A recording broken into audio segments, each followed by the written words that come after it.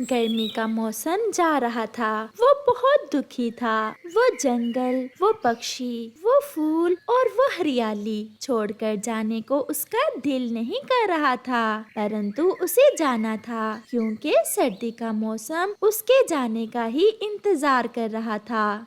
जंगल से बाहर पहाड़ों के पास गर्मी के मौसम को ठंड का मौसम मिलता है। दोस्त चुप हो जाओ, क्यों रो रहे हो? जल्द ही वो दिन भी आएगा जब तुम फिर से इस जंगल में लौट कर आओगे। मुझे जंगल के पक्षियों से बहुत प्यार हो गया था। मेरा दिल कर रहा था कि मैं कभी उन्हें छोड़कर ना जाऊं। जहाँ आप जा रहे हैं वहाँ भी पक्षी आपका इंतजार कर रहे हैं और मुझे पूरा विश्वास है वहाँ भी आपका अच्छा समय गुजरेगा। हवाएं तेज हो गई हैं। अब हमें इस जंगल से परावास कर जाना चाहिए। कल तक ठंड के पक्षी भी इस जंगल में आ जाएंगे। क्यों ना हम कल ही यहाँ से चले जाएं। मैं कबूतर को बता देती हूँ और आप बाकी सब दोस्तों को बता दें। फिर चिड़िया और तोता वहाँ से चले जाते हैं। क्या कालू कौवे और गोरी कौवे को बता दिया है? चिड़िया गई है उन्हें बताने। हम सब ने तैयारी कर ली है। कल बड़े पेड़ पर सब इकट्ठे हो जाएंगे और हम सब वहीं से अपने सफर की शुरुआत करेंगे। क्या भोजन साथ लेकर जाना है या रास्ते में ही कहीं से भोजन की खोज करना होगी? यार कबूतर, चिड़िया बहन बता रही थी कि जो जो कुछ घरों में हुआ वो साथ ले जाएंगे, बाकी रास्ते में से भी कुछ ना कुछ मिल ही जाएगा। चिड़िया, तुम तो जानती हो मैंने ये घर बहुत मुश्किल से बनाया था। अब नई जगह जाकर मैं कैसे अपना घर बनाऊंगा? कालू भैया, इस बार ठंड बहुत ज्यादा होगी और हम पक्षियों की जिंदगी तो ऐसी ही होती है, कभी इस जंगल तो कभी उस जंगल। जहाँ जाएंगे वहाँ घर भी बना लेंगे। गोरी कव्वी, कालू की पत्नी जो नदी पर गई हुई थी, वो भी घर आ जाती है। चिड़िया, सुना है आप सब कल इस जंगल से परावास कर रहे हो। हम सब अकेले नहीं बल्कि आप दोनों भी हमारे साथ ही जाएंगे। मैं कालू भैया को यही बताने आई थी। चिड़िया, तुम इतनी भी सियानी ना बना करो। पहले मुझसे तो पूछ लो, फिर बात करो मेरे कालू जी से। हम कहीं नहीं जाने वाले, हम तो इसी जंगल में रहेंगे। इतना सुंदर घर छोड़कर हम क्यों जाएं? गोरी, अगर सब जा रहे हैं तो क्यों ना हम भी चले जाएं? तो फिर तुम अकेले ही जाओगे, मैं नहीं जाऊंगी। आपने तो लड़ाई ही शुरू कर दी। अगर जाना हुआ तो कल सुबह बड़े पेड़ पर आ जाना। हम सब वहीं से अपने सफर की शुरुआत करेंगे। फिर चिड़िया अपने घर चली जाती है। रात हो जाती है। चिड़िया अपने बेटे कुकू के साथ अपने घर में बैठी हुई थी। मम्मा, मम्मा, मैं अपना घर छोड़कर नहीं जाना चाहता। मुझे अपने घर से बहुत प्यार है। बेटा, मुझे भी तो प्यार है अपने घर से, परंतु बेटा, हम सब पक्षी इस ठंड के मौसम में नहीं रह सकते। हर साल हमें ठंड आने से पहले पहले इस जंगल को छोड़कर दूसरे जंगल में जाना होता है और फिर थोड़े ही दिनों की तो बात है, जब ठंड के बाद फिर से गर्मी आएगी तो हम फिर से लौटकर इस जंगल में आ जाएंगे। मम्मा, जिस जंगल में हम जा रहे हैं वहाँ का मौसम कैसा है? बेटा, वहाँ का मौसम हमारे रहने के लिए ठीक है और कुछ पक्षी ऐसे भी होते हैं जो ठंड में रहते हैं। कल से वो पक्षी हमारे वाले जंगल में आ जाएंगे। फिर वो माँ बेटा बातें करते करते सो जाते हैं। सुबह हो जाती है और सभी पक्षी बड़े पेड़ पर इकट्ठे हो जाते हैं। चिड़िया बहन, गोरी कौवी और कालू कौवा नहीं आए अभी तक।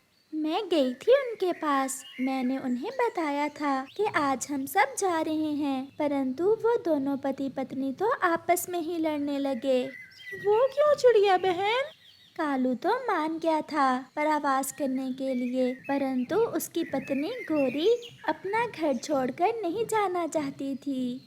मरेंगे, वो ठंड में मरेंगे। चलो दोस्तों, शाम से पहले पहले हमें किसी सुरक्षित जगह पर पहुंचना होगा। फिर वो सब अपना सफर शुरू करते हैं।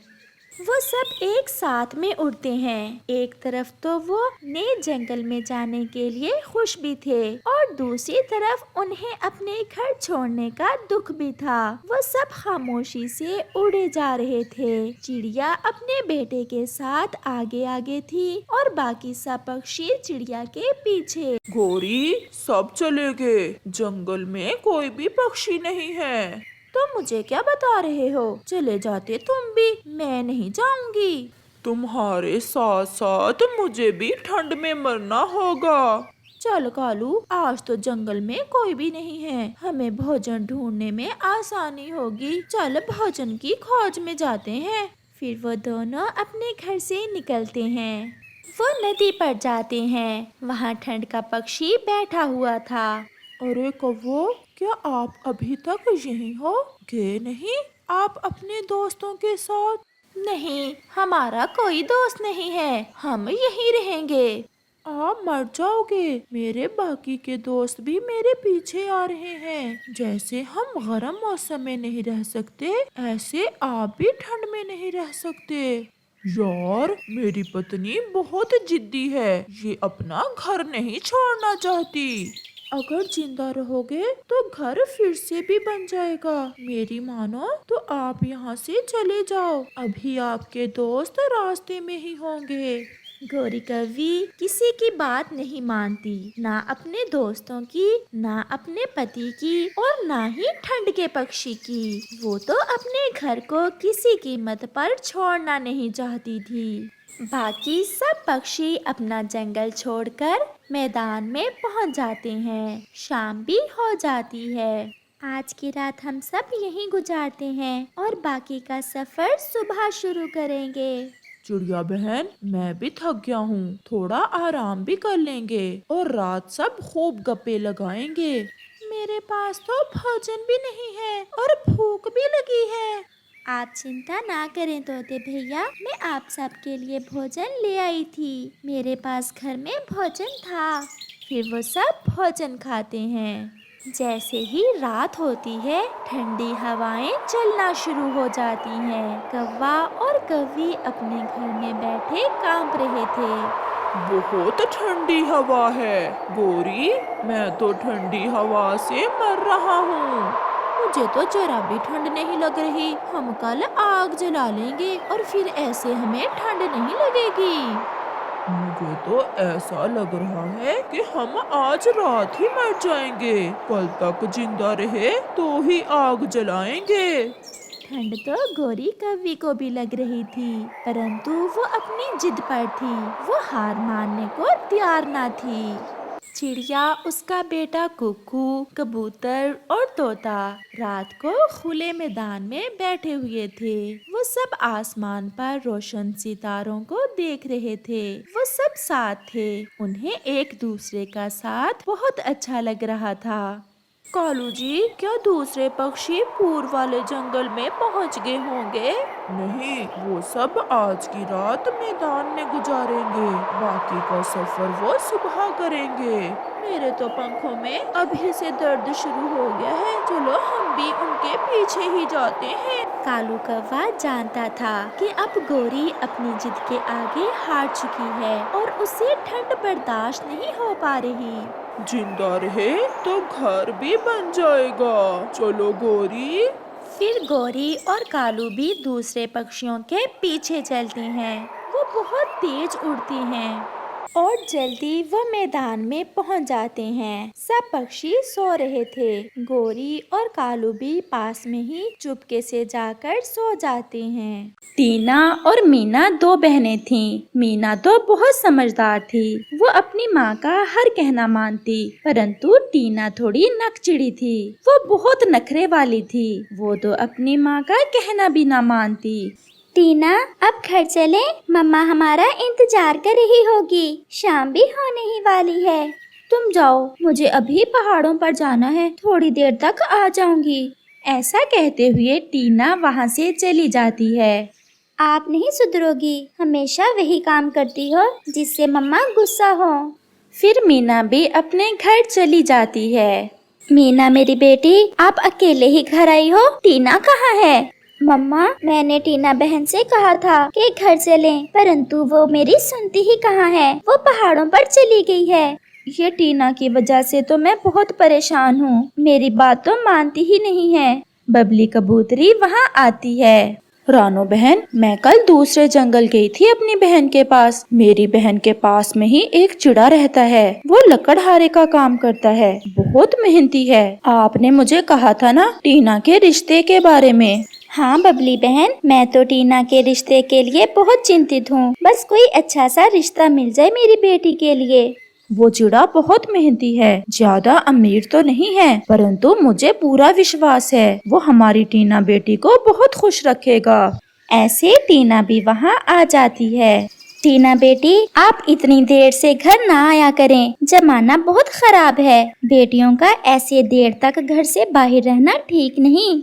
मम्मा, मैं अपनी सहेली से मिलने चली गई थी। टीना बेटी, आपकी आंटी बबली कबूतरी आपका रिश्ता लेकर आई हैं। मम्मा, मुझे नहीं करना शादी अभी। आप मीना की शादी कर दें। मैं तो आपसे छोटी हूँ। मम्मा कहती हैं पहले आपकी शादी होगी और फिर बाद में मेरी। टीना बेटी, अपनी मम्मा का कहना मान ले। बेटियां अपने घर में ही अच्छी लगती हैं और बेटियों का घर वही होता है जहाँ उनकी शादी होती है। ये तो बच्ची है अभी, मैं इसे समझा लूंगी बबली बहन। तो फिर अगर आप कहें तो कल मैं कहूँ उस चिड़े से कि बारात लेकर आ जाए। रिश्ता पक्का हो जाता है और बबली वहाँ से चली जाती है। टीना बेटी, वो पक्षी लकड़हारा है और मेहनती भी, आपको हमेशा खुश रखेगा। परंतु टीना खामोश रहती है। टीना मेरी बहन, मैं आपको बहुत मिस किया करूँगी। दूसरे रोज मम्मा चिड़िया अपनी बेटी से कहती है, टीना बेटी, आप नदी पर जाकर तैयार हो जाएं। बारात आने ही वाली होगी और हाँ, जल्दी घर आ जाना। फिर टीना नदी पर चली जाती है। नदी पर गोरी कव्वी भी बैठी हुई थी। टीना को देख गोरी कव्वी टीना से कहती है, टीना, सुना है तुम्हारी मम्मा तुम्हारी शादी किसी लकड़हारे से कर रही है। माँ कहती हैं वो बहुत मेहनती है। वो एक गरीब मेहनती पक्षी है। किसी अमीर मेहनती पक्षी से भी तो तुम शादी कर सकती हो। दूसरे पक्षियों के घर मरम्मत करता है वो, और अपना घर तो उसका टूटा हुआ है। वो तुम्हें क्या खुशियाँ देगा? वो तो खुद खुश नहीं रह सकता। परंतु बबली आंटी तो कह रही थी कि वो चिड़ा अच्छा कमा लेता है। एक समय के 2 दाने, इसके अलावा वो तुम्हें कुछ नहीं दे सकता। अगर मेरी बात मानो तो तुम ये शादी ना ही करो। मैं तो तुम्हारे भले के लिए ये सब कह रही हूँ, आगे तुम्हारी मर्जी। आप मेरा ही अच्छा सोच रही हैं। मैं भी ये शादी नहीं करना चाहती। मैं अभी जाकर मम्मा को बता देती हूँ। टीना चिड़िया तुरंत नदी से अपने घर चली जाती है। जाओ जाओ, और अब बेइज्जती होगी उस छोटी चिड़िया की सारे जंगल में, और मैं करूँगी मजे जब तुम्हारी मम्मा जंगल में किसी को मुंह दिखाने लायक नहीं रहेगी। टीना बेटी, आप तैयार नहीं हुई नदी से, ऐसे ही लौट आई? नहीं मम्मा, मुझे ये शादी नहीं करना। ये सुनकर मम्मा चिड़िया की जान ही निकल जाती है। बहना, ये आप क्या बोल रही हैं? मम्मा ने तो पूरे जंगल में सबको आपकी शादी का बता दिया है। टीना मेरी बेटी, ऐसा ना करना। मैं पूरे जंगल में बेइज्जत हो जाऊंगी जब बारात शादी के बिना वापस जाएगी। मम्मा, मैं आपकी इज्जत के लिए अपनी जिंदगी दांव पर नहीं लगा सकती। वो ऐसे बातें कर रहे थे कि बबली कबूतर भी उस चिड़े के साथ बारात लेकर आ जाती है। माँ, मैं घर में सोने जा रही हूँ और कोई भी मुझे ना जगाए। टीना वहाँ से चली जाती है। अरे रानो बहन, आप रो क्यों रही हैं? बबली बहन, क्या बताऊं, टीना बेटी शादी के लिए नहीं मान रही। ये सुनकर तो वो सब हैरान हो जाते हैं, परंतु वो दूल्हा चिड़ा मम्मा चिड़िया से कहता है, माँ जी, आप क्यों रो रही हैं? चुप कर जाए माँ जी। अगर आपकी बेटी ने ऐसा किया है तो इसमें आपका क्या दोष है? मैं बहुत शर्मिंदा हूँ आप सबसे। ये आजकल के बच्चे अपने मम्मा पापा की इज्जत का जरा लिहाज नहीं रखते। सारे पक्षी तरह तरह की बातें करेंगे। आंटी, पक्षी तो बातें करते ही रहते हैं, किसी को हम बात करने से कैसे रोक सकते हैं। परंतु माँ जी, मुझे दुख हुआ। मैंने सोचा था कि मेरी माँ नहीं है और भगवान मुझे सास की सूरत में माँ दे देगा। शायद भगवान को ये सब मंजूर नहीं था। ऐसा कहते हुए वो रोने लग जाता है। मुझे आपसे मिलकर भी ऐसा ही लगा जैसे भगवान ने मुझे बेटा दे दिया हो। मैं अपने बेटे को खोना नहीं चाहती। मेरे बेटे, ये मेरी छोटी बेटी है, मीना है नाम इसका। आप मेरी इस बेटी से शादी कर लें। चिड़िया बहन, इसमें बुरा ही क्या है? मीना की उम्र भी तो शादी लायक है। कल भी तो कोई रिश्ता ढूंढना ही है मीना के लिए। मीना मेरी बेटी, आपको कोई एतराज तो नहीं है? नहीं माँ, जैसे मेरी मम्मा खुश है, मैं भी ऐसे ही खुश हूँ। मैं शादी के लिए राजी हूँ। माँ, मैं हमेशा अपनी माँ और मीना को जिंदगी की हर खुशी दूंगा। जो मेरे पास है वो सब मीना का ही होगा। ऐसे वो सब फिर से खुश हो जाते हैं और मीना की शादी उस चिड़े से हो जाती है जो उसे ब्याह कर ले जाता है। रानो, अब टीना से ज्यादा गुस्सा न करना। जवान है, कहीं कोई गलत कदम ही ना उठा ले। बबली बहन, मैंने कौन सा नया दुख देखा है जिंदगी में। जब इनके पापा इन्हें छोड़कर इस दुनिया से चले गए थे, उस दिन से लेकर आज तक दुख ही दुख देखे हैं मैंने। मम्मा सो गई हैं? नहीं मम्मा, मीना बहन राजी थी उस शादी के लिए, परंतु मम्मा चिड़िया खामोश थी। मम्मा मुझे माफ कर दें। मम्मा, मैं किसी गरीब पक्षी से शादी नहीं करना चाहती थी। मुझे गोरी आंटी ने बताया कि वो बहुत गरीब पक्षी था। मैं आपसे नाराज नहीं हूँ मेरी बेटी। मैं तो खुश हूँ अपनी दूसरी बेटी से, जो मेरे जीने का सहारा बनी और उसने मेरी बात मान ली। मम्मा आप चुप कर जाएं, ना रोएं। मम्मा आप देखना, आपकी टीना बेटी की शादी भी किसी ना किसी सुंदर और अमीर पक्षी से हो जाएगी। एक माँ अपनी संतान के लिए खुशियों की तलाश में ही सारी जिंदगी गुजार देती है। खुश रहो मेरी बेटी, बस खुश रहो। मीना, एक बात कहूँ? कहिए। भगवान का शुक्र है जो मेरी शादी टीना की बजाय आपसे हो गई। जैसे आपने सोचे बिना अपनी माँ का कहना मान लिया, उससे ये साबित होता है कि आपको रिश्तों से किस कदर प्यार है। हम बहनें बहुत छोटी थीं जब पापा मर गए। हमारी मम्मा ने हमें पापा और मम्मा दोनों का प्यार दिया। हमें पालने के लिए ना धूप देखी, ना छाँव, ना सर्दी, ना गर्मी। हमें किसी चीज की कमी ना होने दी। मैं कैसे अपनी माँ को दुखी देख सकती थी? मेरी माँ जी भी तभी मर गई थी जब मैं छोटा था। मैंने भी अकेले ही जिंदगी गुजारी है। आपकी मम्मा से मिलकर मुझे ऐसे लगा जैसे भगवान ने मेरी माँ मुझे वापस लुटा दी है।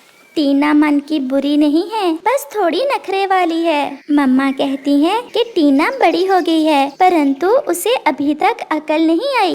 वो भी सब सीख जाएगी। अगर खुद से ना सीखी तो ये समाज उसे सब सिखा देगा।